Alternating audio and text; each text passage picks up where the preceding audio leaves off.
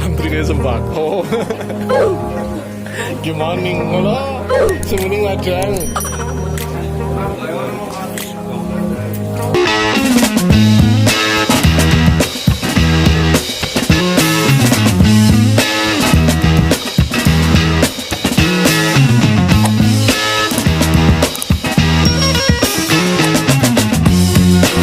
Annyeong. Untuk sahabat Koi Plat Air, jangan lupa subscribe, like, dan komen serta share sebanyak-banyaknya. Saranghe. Punya susah Narita, terus ada pakan kala dari FD color. Tapi yang paling sering dipakai itu odakan. Odakan itu per 5 kilo itu kalau nggak salah 1,5 per 5 kilo 1,5 per 5 kilo. Mantap Odakan. Hah? Larang pakannya, Bang. Sebenarnya ada cara natural yang sering dipakai teman-teman petani Blitar.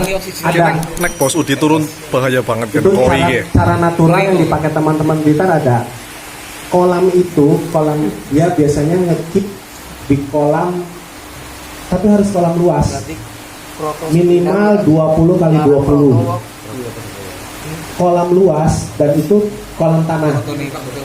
Kalau nggak kolam tanah biasanya di Blitar di kolam terpal. Itu air dibikin green water hijau. Itu yang saya ketahui banyak teman-teman dari Blitar, dari petani yang sering melakukan itu, dari AKF Agung Koi Kediri, itu kolamnya green water semua. Jadi ikan mau diangkat itu udah glow up, merahnya udah strong. Emang bahannya juga iya, hijau emang dibikin. Dia ada treatment khusus untuk perawatan air untuk bikin hijau. Rata-rata pakai apa itu yang warna pink itu? M4. Ada lagi yang lebih mahal-mahal yang keluaran Jepang, apa itu ada? Itu ada. Dan sering dipakai juga seperti dari teman-teman Magetan Koi itu, Tobel Blitar, terus Ali-Mubin itu beberapa, terus Humada itu. Mereka treatmentnya itu kolam-kolamnya green water untuk naikin merah. Tapi tidak sebagus dengan pakan odakan. Odakan itu selain dia, jadi kalau kekurangannya green water, warnanya hardness. Jadi harus hati-hati. Kalau yang suka breedingnya campur, nanti merahnya kelewat kasar. Merahnya kelewat kasar itu, jadi kita harus belajar ton warna. Ton warna itu dari ton warna yang kuning halus, kita harus ngerti. Jadi ada ton warna yang terlalu kasar. Ton warna terlalu kasar itu kadang sama juri udah nggak akan dipilih, nggak akan ditarik. Nah itu biasanya ton warna kasar dihasilkan oleh green water. Tetap harus ada filternya. Jadi kalau odakan selain dia naikin merah, dia bikin kulit halus. Makanya pakannya mahal. Itu baru pakan warnanya ya. Nah, terus ada treatment lagi 2 bulan kita treatment untuk kadang ada ikan yang sirojinya itu ikut terpengaruh karena dikasih pakan color. Siroji itu putih, ini ada teman-teman yang nggak tahu, siroji itu putih. Jadi kadang ada ikan yang kurang bagus, biasanya ikan jantan kalau ditembak pakan color sirojinya ikut kuning. Nah, sirojinya ikut kuning, tetap harus ada finishing. Finishingnya kita bagaimana caranya ikan itu putihnya putih bersih atau minimal shining. Ikan shining catatannya harus kena matahari. Itu salah satu yang bikin ikan shining. Selain pakan, harus kena matahari. Jadi kalau ada beberapa yang ngekip di indoor itu shiningnya kurang. Terus selama 2 bulan itu ada treatment 2 minggu. Selama 2 minggu itu treatmentnya kita pakai 2 jenis pakan untuk menaikkan putih sama untuk bikin halus. Yang saya tahu dari pakan-pakan lokal itu nggak ada pakan yang bisa bikin putihnya naik bagus dan bikin halus. Cuma ada pakan impor. Nah, ini bukan promosi ya, jadi ini saya ngasih pengalaman teman-teman yang ikut kontes, apalagi yang pemain-pemain besar itu cuma emang selain air, filterisasi itu emang harus diperhatikan juga ya. Nah, pakan ini saya tulis dari jenis pakannya dulu. Jadi kalau untuk naikin putih itu ada beberapa pakan yang saya juga udah gunakan. Itu pun dari tanya sana sini ya, dari teman-teman yang ikut kontes. Yang untuk naikin warna putih itu ada dari pakan JPB namanya Shogun. JPB jenis Shogun itu untuk naikin putih. Kalau itu masih lumayan lah, dia 5 kilo sekitar 500-600. 5 kilo masih. Ada lagi yang lebih bagus, tapi nggak tahu masih keluar apa enggak. Itu ada namanya produk yang dikeluarin oleh Momotaro Koi Farm. Itu dia ada 2 jenis pakan, summer dan autumn. Jadi itu yang bisa bikin putih itu di autumn. Ya, autumn. Itu dia cuma ngeluarin pakan size L. Makanya kalau ikan-ikan kecil itu harus digerus lagi, dihalusin. Dia cuma ngeluarin size L dan itu 5 kilonya 1,7. Gak tahu sekarang berapa. Dulu tahun 2018 atau 2015 itu 1,7.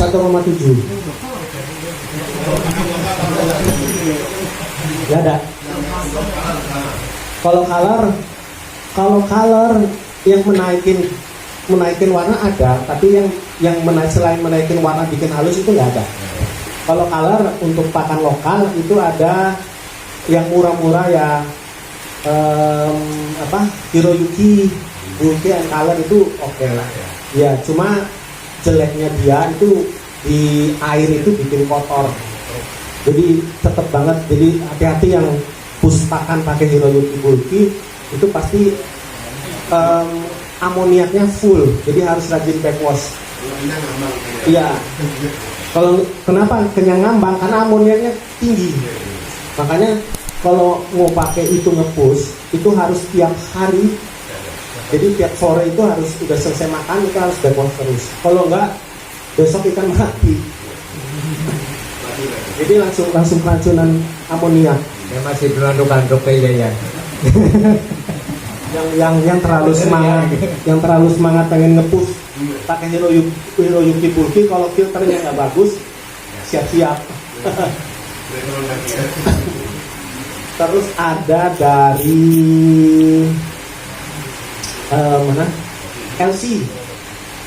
LC itu ada beberapa. LC termasuk pakan lokal yang lumayan oke.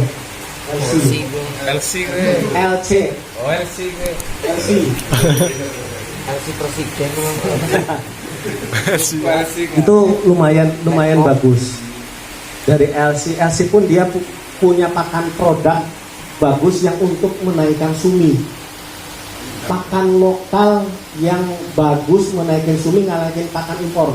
LC Pitch Black itu naikin sumi. Untuk sangke, soa ya 2 kilo sekitar 250 ribu. Sumi apa sumi? Sumi itu hitam. Sumi hitam. LC Pitch Black itu pakan lokal menaikkan hitam paling bagus ngalahin impor. Sudah bisa. Jadi ada beberapa pakan yang buat sumi itu ada namanya Sugiyama Black. Itu termasuk oke, tapi masih lebih bagus ini LC. Tuh, kita lagi ngomongin paku. Terus selama 2 minggu, jadi ada 2 pakan yang untuk menghaluskan sama pakan yang untuk bikin putih. JPB Shogun itu pakan wajem sebenarnya, tapi dia membantu untuk menaikkan putih. Selain menaikkan putih, dia untuk ikan membentuk bodi. Fungsinya pakan wajem itu untuk membentuk bodi. Itu. Terus yang bikin halus sama bikin pertumbuhan bodinya oke, bulky. Dengan catatan ikan dari keturunan ikan besar. Kalau ikan dari keturunan yang nggak besar ditembak itu nanti perutnya tetap turun kayak ini. dari besar ya. Indukannya kecil itu. Tuh. Biasanya kalau pemain besar ya, jadi kita lihat pemain yang di ajang kontes yang beberapa ikannya pasti menang, itu memang udah pakannya itu mereka udah pasti di-keep dengan pakan yang bagus. Yang bisa bikin pakan body bagus sama skinnya shining itu dari cuma ada satu yang saya tahu yang paling bagus itu high shield. Bukan impor. High pakan impor jarang yang menandingi, cuma tadi pitch black itu yang bisa menandingi pakan impor. High shield pitch black. Kalau yang bisa bikin halus itu dari high shield. High shield juga ada saingannya Akagoi. Akagoi juga pakan impor. Tapi yang paling bisa bikin halus banget itu high shield. Sama bikin bodinya bagus. Itu per 5 kilo 600-an. 600 sampai 700. Luar biasa. Iya. Nah itu. Jadi finishingnya ada di situ. Kalau untuk ini kita harus punya treatment ikan. Gimana, Bos? Masih yang vector? memang butuh color sama Masih ikan yang vector? nggak butuh. Jangan dicampur. Pasien Nanti bagus. Jadi kayak siro, beko itu jangan dicampur dengan ikan yang butuh color. Karena mereka nggak butuh color. Jadi sebisa mungkin itu Udah pakan wis melindir. keepingnya. Jadi gini, kita tetap ada, biasanya saya untuk keeping kontes itu saya pisahin ke kolam yang lebih kecil lagi, atau yang cuma ada yang punya fiber apa fat itu bisa dipisahin ke situ. Ya khusus untuk keeping karena kita cuma mau keeping ikan itu, jadi lebih hemat. Kalau pemain besar rata-rata satu kolam ditembak dengan pakan yang mahal karena mereka punya duit. Kalau kita dipisahin lagi. Siro, beko itu kalau bisa dicampurin. Ada juga yang bisa digabungin sama siro sama beko. Goromo, Budo Goromo, yang Sumi Goromo. Kalau yang Ai Goromo bisa digabungkan dengan aku. Alam. Terus Tanco Soa itu bisa digabungin dengan siro sama beko. Kumon Ryu. Kumon Ryu bisa. Kumon Ryu. Beni Kumon, Beni Tiko Kuryu bisa juga. Pokoknya yang cuma punya warna hitam putih itu bisa digabungin. Iya. Kalau polosan rata-rata polosan itu berwarna. Jadi bisa kecuali ada yang punya polosan Akamuji Ginrin. Nah itu bisa digabungkan dengan yang siro sama beko. Kalau yang kayak Soragoi itu paling bagus bisa naikin warna. Soragoi itu perlu pakan warna walaupun dia abu-abu. Dia perlu pakan warna. Iya. Jadi warna abu-abunya bisa jadi tegas. Nah, itu begitu. Jadi kalau bisa teman-teman yang emang pengen ikannya masuk di koi show, sebenarnya ada dua cara. Satu dengan tadi treatment keeping, kita udah persiapkan, kita nyari ikan bagus, ikan bahan di keeping selama sebulan apa 2 bulan sebelum show. Cara kedua, beli ikan yang sudah jadi, siapin kantong tebal. Yes. Itu udah pasti masuk. Ya. Caranya gimana mau cari ikan yang udah bagus? Lihat aja di hasil koi show yang udah best, udah champ, langsung tanya aja ke orangnya dijual berapa. Iya, itu pasti soalnya gitu.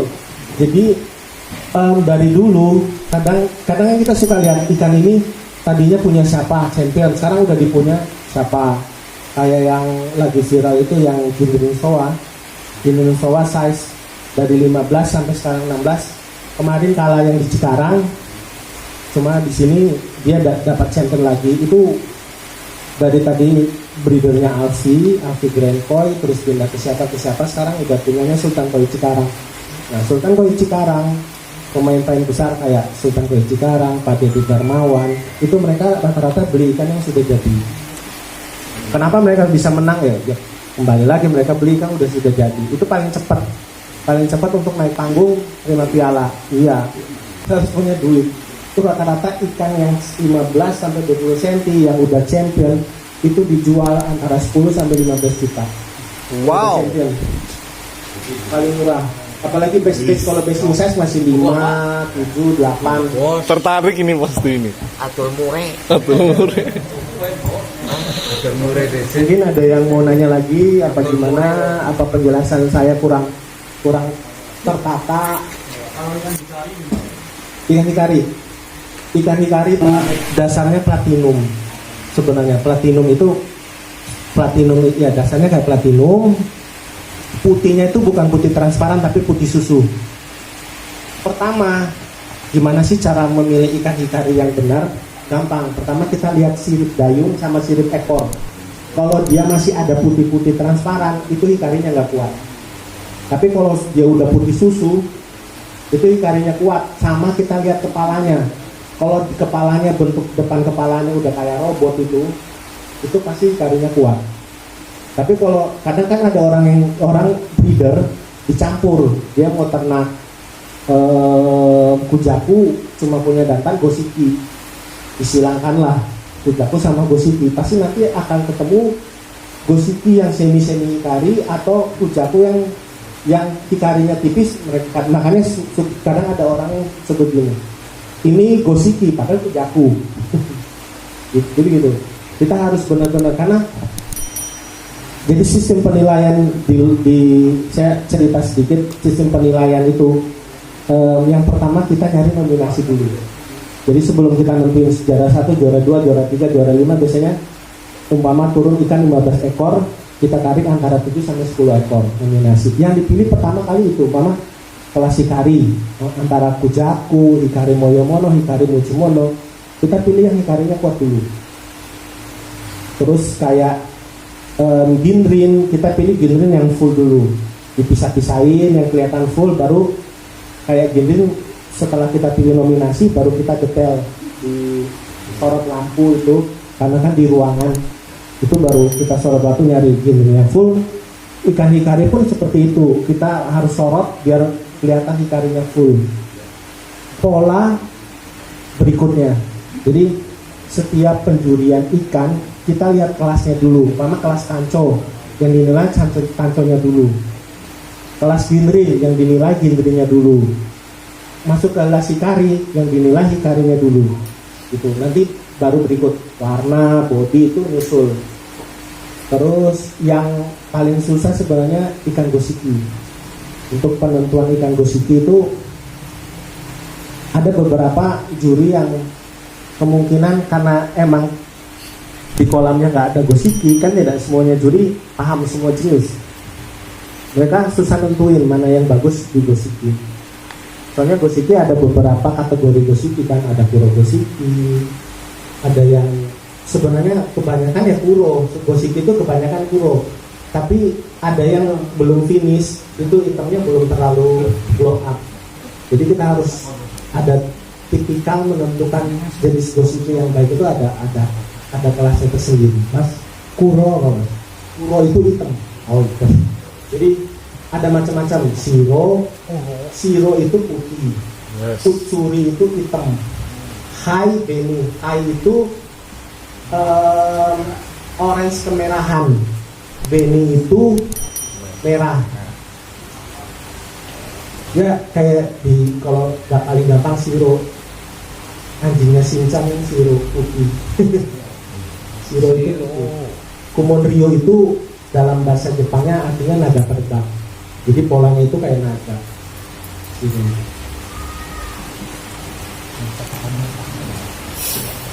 Gimana Mas Krisna? Cukup terpuaskan? Kalau gosiki saya lihat gosiki itu ciri pendek, jadi mengikuti kayak sudah itu gimana? Justru kalau masuk gosiki dia siripnya atau sisipnya itu kayak kohaku, nggak ada unsur hikarinya. Justru kalau ada unsur hikarinya dia nggak boleh masuk di gosiki, masuknya dia di kawari monoa. Iya. Iya, sisiknya ya. Itu dia masuknya harusnya masuknya kalori mono A. Karena dia ada semi hikari. Harusnya. Cuma kadang-kadang nggak semua juri punya kemampuan untuk menilai semua jenis. Makanya kadang ada yang banyak juri-juri sekarang kan itu berdasarkan breeder, kebanyakan breeder. Nah breedernya itu rata-rata breeder yang dipakai breeder dari Blitar kebanyakan breeder Bosante. Jarang ada yang breeder yang paham ikan kawari mono, Bosiki, yang ikan-ikan ini jarang. Aku stopin alat. Ayo teman-teman, ada pertanyaan lagi? Selamat datang Om Yadi.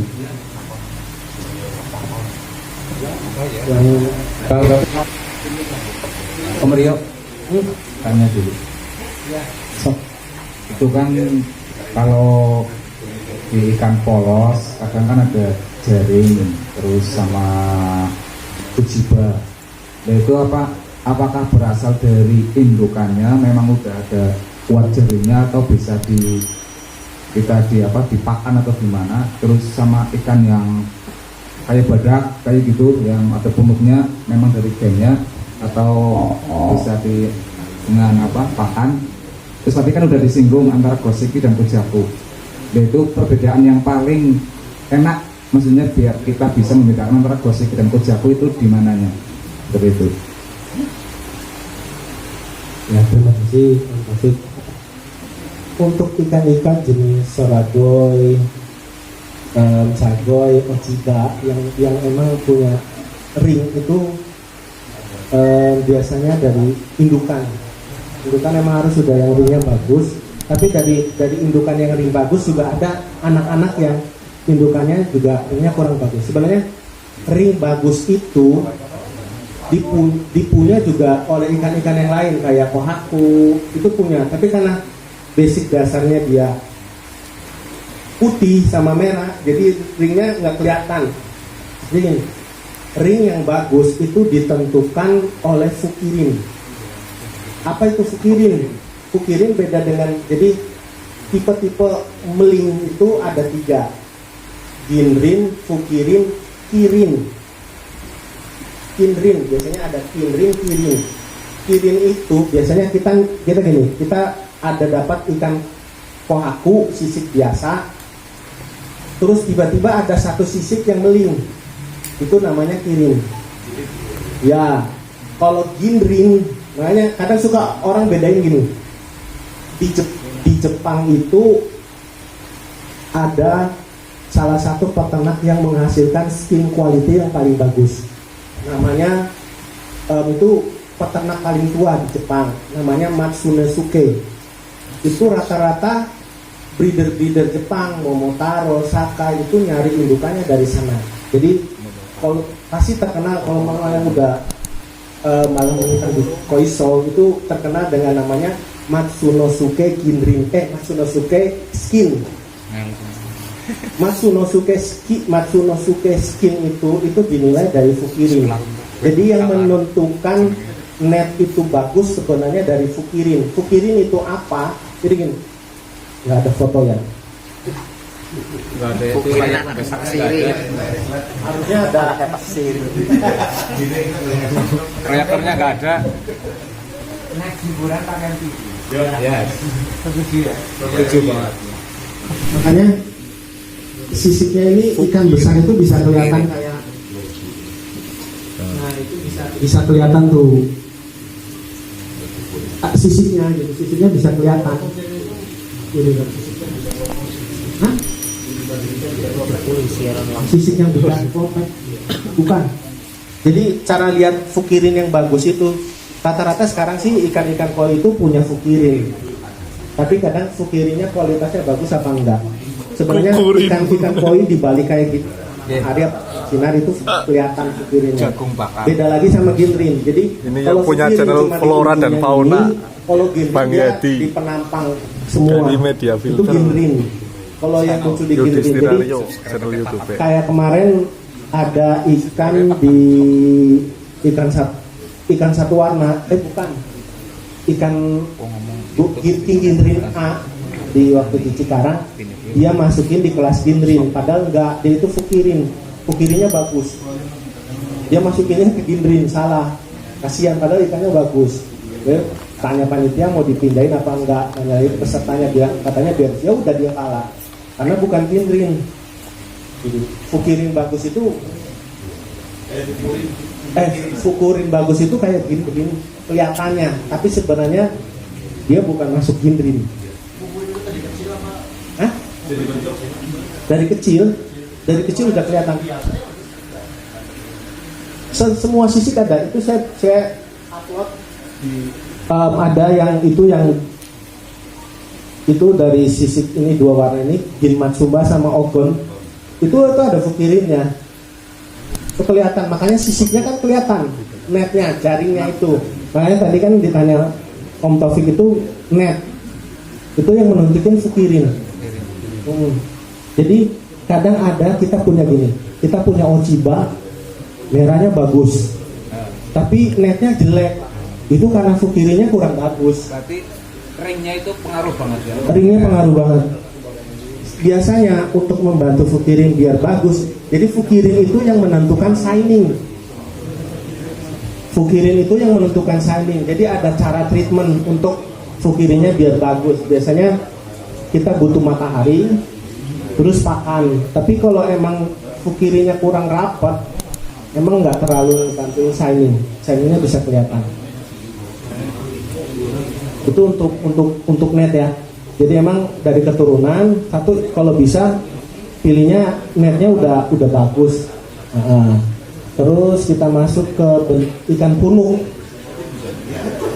Sebenarnya kan sekarang lagi tren nih, orang seneng ikan punuk. Ikan punuk itu cuma paling besar dimiliki oleh ikan mel, jenis kelaminnya mel. Dan rata-rata ikan punuk tidak bisa jumbo. Rata-rata, kecuali dari ikan. Sebenarnya punuk itu bukan menentukan ikan jumbo. Tidak semua ikan punuk bisa jumbo, tapi ada ikan jumbo yang punuk. Gitu. Tidak semua ikan punuk bisa jumbo, tapi ikan jumbo ada yang punuk.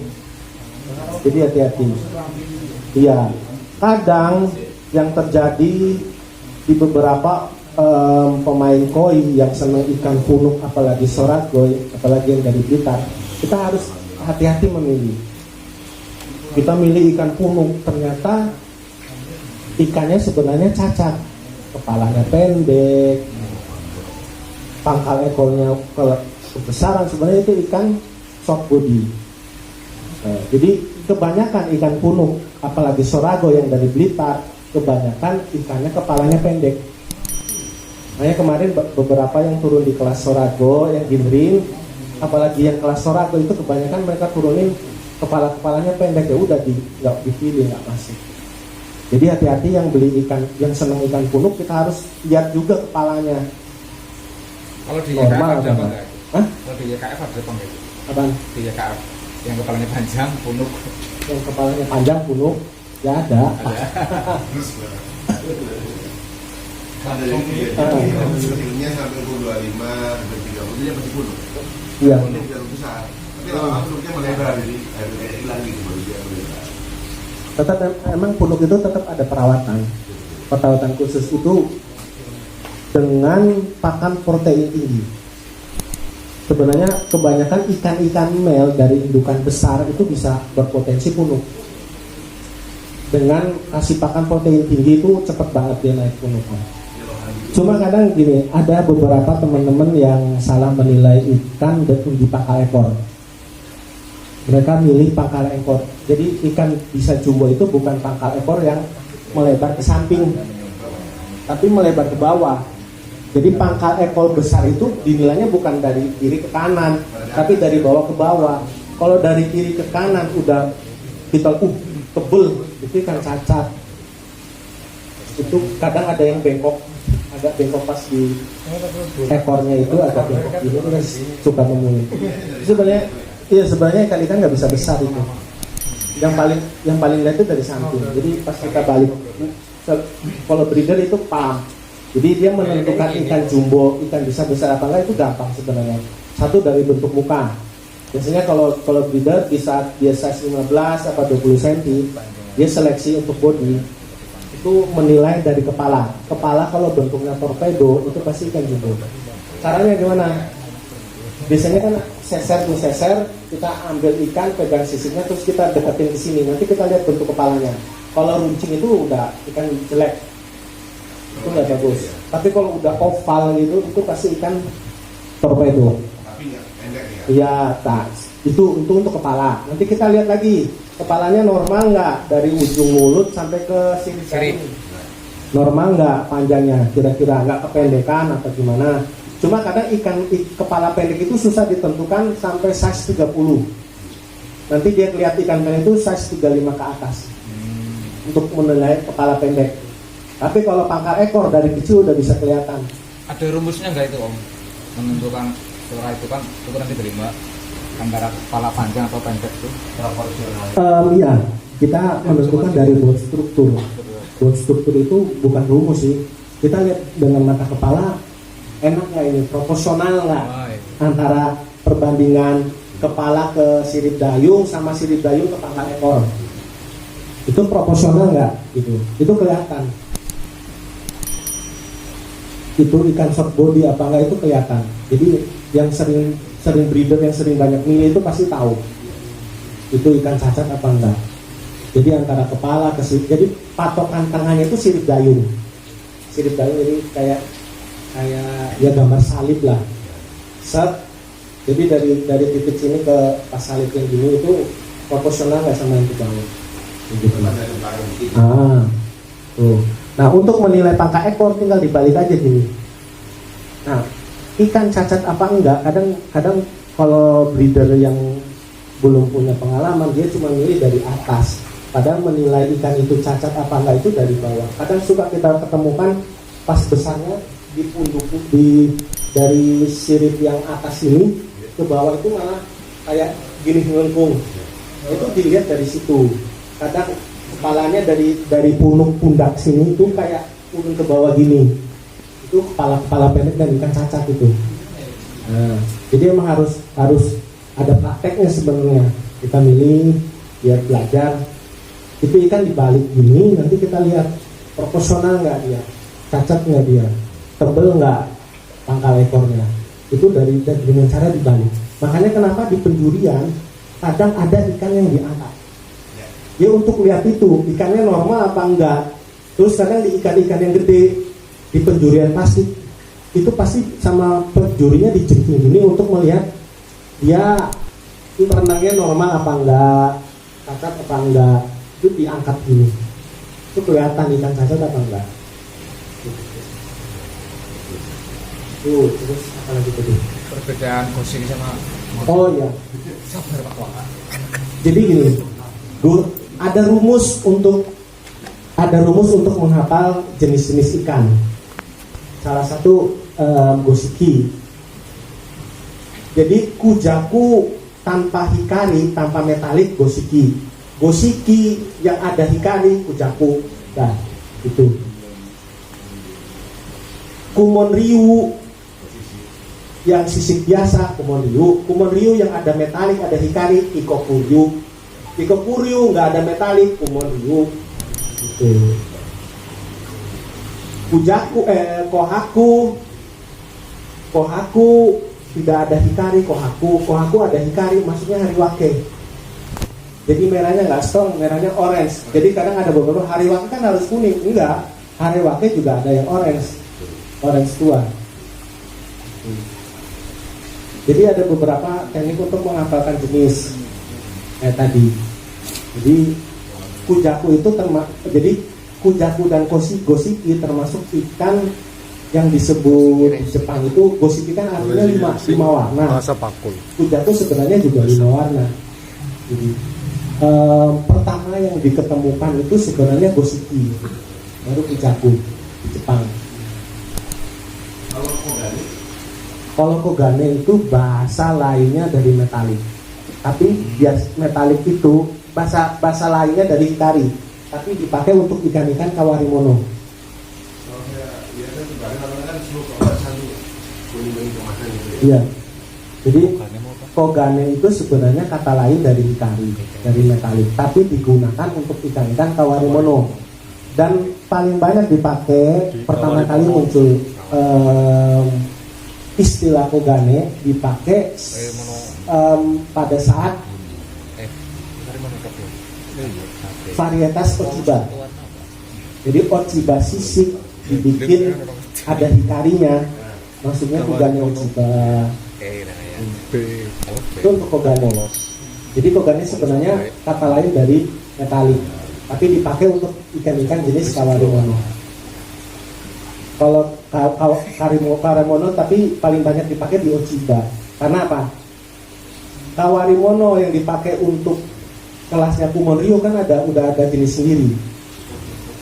Beni Kumonryu ada metalik, ada hikari, maksudnya Beni Ikokuryu.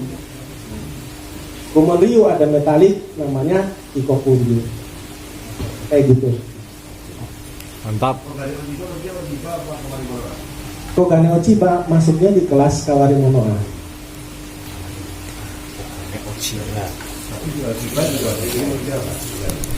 Oh, kurang grup. saya ini dia, maaf. Oh, ini bisa masuk kogane, tapi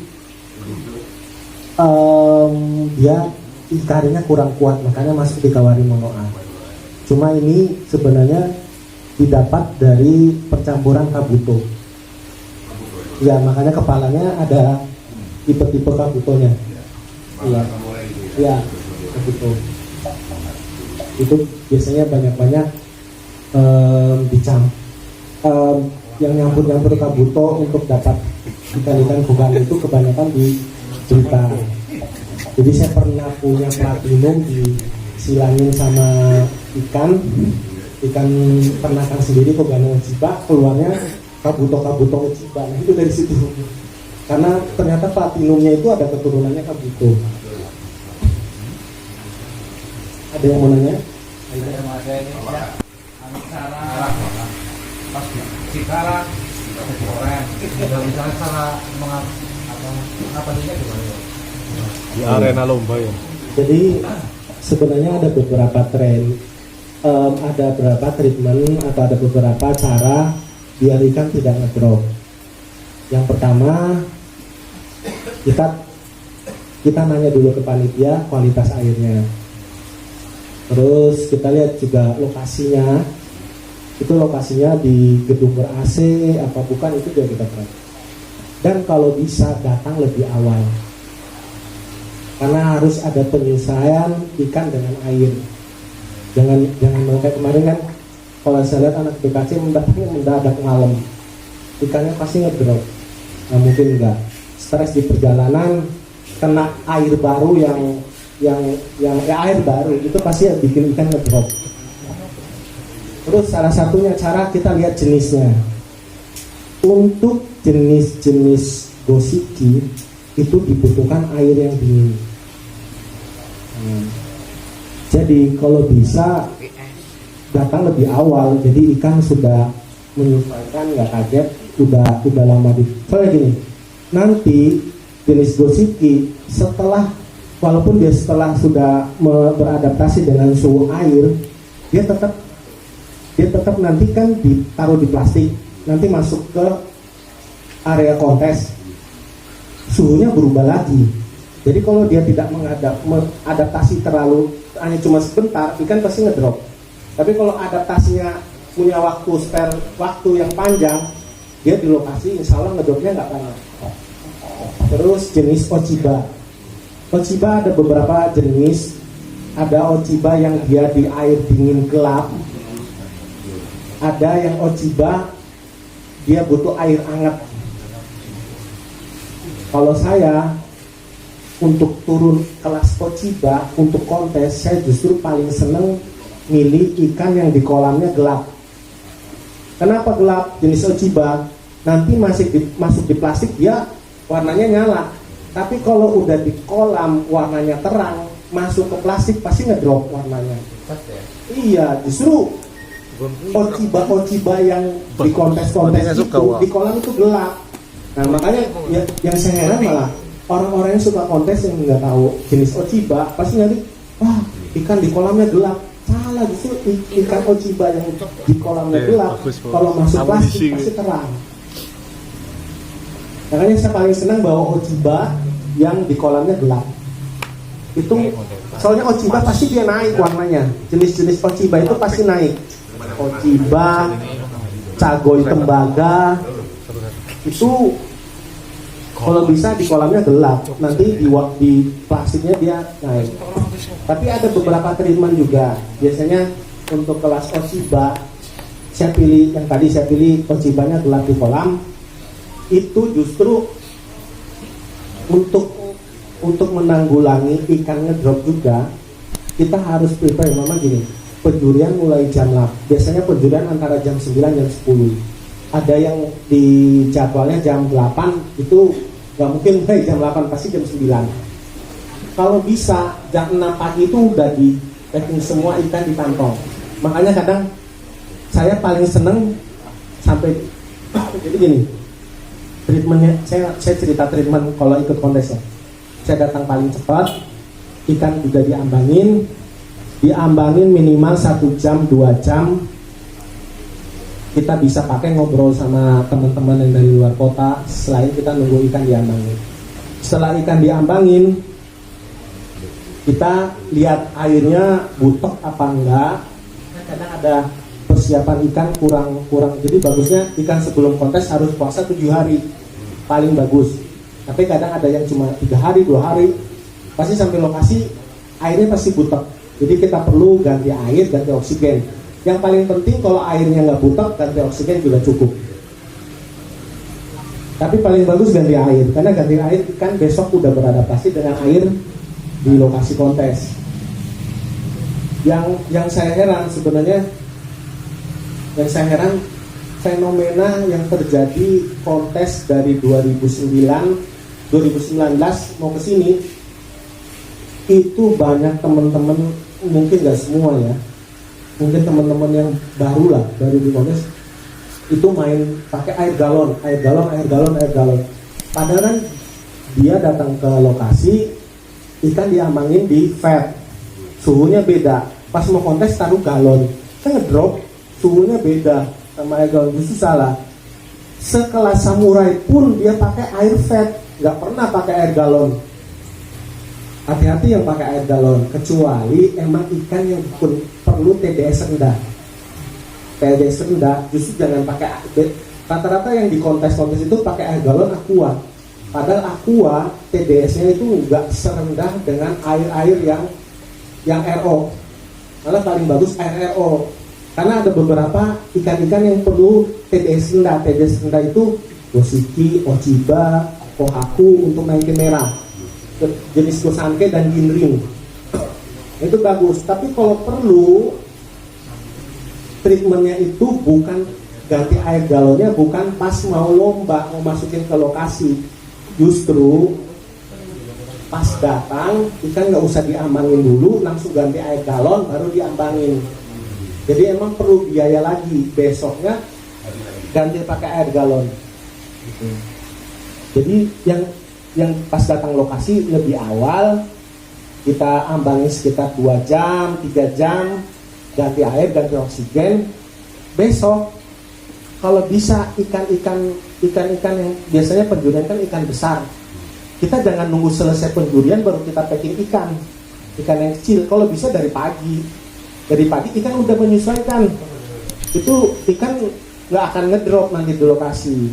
Terus ada treatment lagi, ikan ada satu treatment yang bikin ikan imunnya kuat yang gampang stres.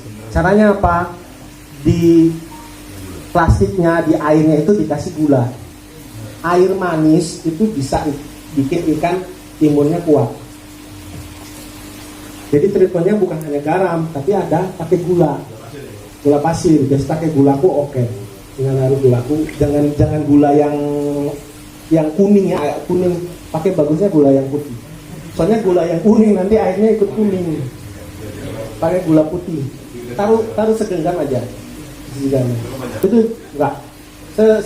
Bukan segenggam, segini loh, seruput. Taruh. Itu air manis itu bikin ikan imunnya kuat. Gak gampang stres.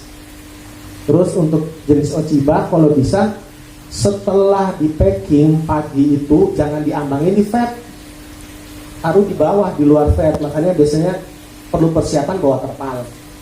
Jadi dia udah ditaruh di terpal, nanti nggak ngedrop. Terokok nggak masalah. Terus biasanya kalau umpama posisi vat, umpama kayak kemarin di Cikarang kan kita di mall itu, di mall kan dingin. Kalau saya biasanya nyari umpama vat, mau ke vat keluar nggak terlalu jauh, ikan Ochiba itu saya bawa keluar, dijemur, airnya naik, nanti kalau di lokasi juga udah enak, jadi dia nggak gampang ngedrop. Jadi ada beberapa treatment sebenarnya. Jadi persiapan perlu, walaupun kita udah keep ikan bagus, tapi persiapan di lokasi kurang maksimal, ikan bisa ngedrop. Soalnya kemarin ada beberapa teman kayak samurai sendiri persiapan kurang ya ikan ngedrop di lokasi. Kayak jenis kemarin itu jenis beko, terus jenis siro itu pada ngedrop. Ya, akhirnya dengan mereka udah maksimal di keeping pakai pakan yang mahal, kalau di lokasi ngedrop kan sayang. Ya jadi emang persiapan perlu. Jadi bukan hanya keeping ikan, jadi di lokasi juga kita harus ada strategi.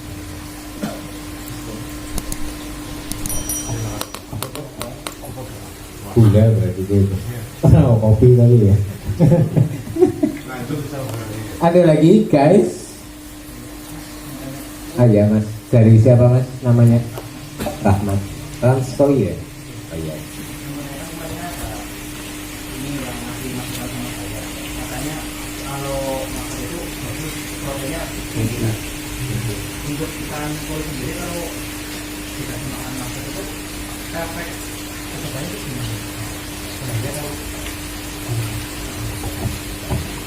Sebenarnya tidak ada efek apa-apa. Gitu. Emang pertumbuhan kita harus begini. Saya pernah keeping ikan, bukan saya sih, jadi temen saya ngasih ikan orang Batu Raden. Dia kolamnya cuma bukan kolam filter banget, kolam depan rumah kecil, cuma 50 cm kali 3 itu air mengalir, dalamnya sekitar 80 cm. Itu isi ikan 10 ekor size 25-27. Itu selama 5 bulan full dikasih jangkrik. Selama 5 bulan full dikasih jangkrik, tanpa pakan telet segala macam. Pas 5 bulan ikan udah 50. Foto isian nih. Tapi warnanya ketarik. Untuk maggot juga pakannya itu sama, protein tinggi. Jadi emang harus diimbangi dengan pakan warna kayak gitu tetap. Jadi nggak ada efek apa-apa, nggak masalah di ikan. Bagus buat misalkan. Jadi maggot nggak ada masalah. Ya, kalau kita cuma ngasih pakan maggot ya warnanya cepat ketarik. Iya, cepat karena protein tinggi, ikan cepat besar ya. Itu 5 bulan dari 25-27 sampai 55 terus. Jadi dia intens ngasih jangkriknya itu sehari 4 kali. Dia beli 25.000 sih, kayak dibeli banget impor. Iya. Karena terlalu cepat pertumbuhan. Padahal kolam cuma 50 cm kali 3 meter loh. Kolam termasuk kolam gak dalam, tapi ikan 10 ekor kebanyakan sebenarnya. Tapi bisa sampai 55, tapi dia udah nggak bisa nambah lagi. Mentok di 55.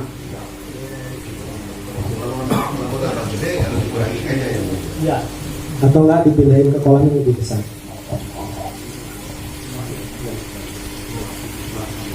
lagi mohon teman-teman Pak kon ngomong.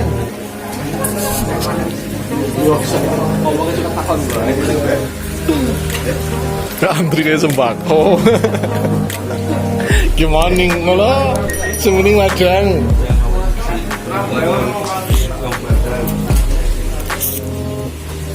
Ini perutnya turun ngurangin nilai.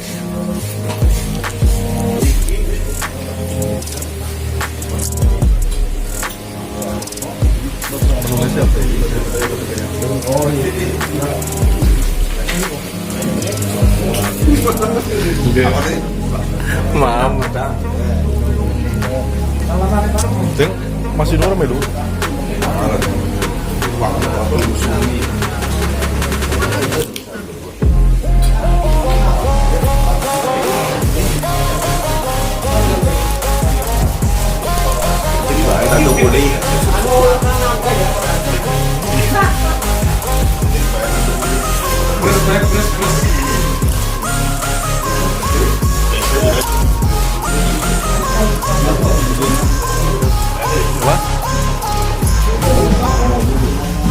Langsung kerja Pak. Ya lakonnya sampai teka ge. Baru belum video ge. Kita